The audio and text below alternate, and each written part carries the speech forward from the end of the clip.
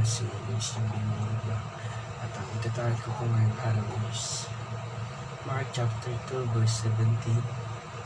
Are we self-righteous? And when Jesus heard it, he said to them, those who are well have to need to physicians, but those who are sick, I came not to call the righteous, but sinners. Sa Tagalog naman po is, at nang ito'y marinig ni Jesus, ay sinabi niya sa kanila, ang mga walang sakit ay hindi nangangailangan ng manggagamot, kung ang mga may sakit na parito, ako hindi upang tawagin ang mga matuwid, kundi ang mga makasalanan. Ang kanyang mga salita ay nag-aalok ng dobleng kahulugan sa isipan, isang kahulugan sa isang antas na pinawalawanan niya ang kanyang misyon bilang kaibigan ng mga makasalanan na dumarating upang iligtas ang mga nawawalang tao.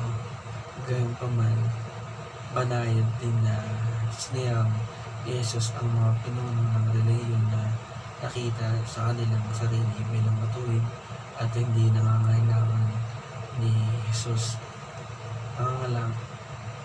Nangangailangan ni Jesus at ang kaligtasan ng kanyang ibinibigay mabuod ng konteksto. Pagkatapos ay sinabi ni Jesus sa talatang, hindi ang naparito upang tawagin ang mga matuwid, kundi ang mga makasalanan sa pagsisisi. Ano ang ibig sabihin nito? Dito ang mga matuwid ay hindi tumutukoy sa mga matuwid sa paningin ng Diyos, ngunit sa mga matuwid sa sarili. Hindi nila alam ang kanilang mga kasalanan at hindi nila iniisip na kailangan nila ng isang spiritual na doktor. Inikaya tayo sa chapter 2 verse 16-17 na pangalagaan ang mga spiritual na nangangailangan ng Diyos ko.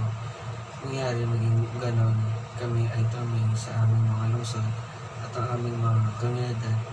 Napakaraming tao na nangangailangan ng iyong biyaya at iyong pagmamahal at iyong awa.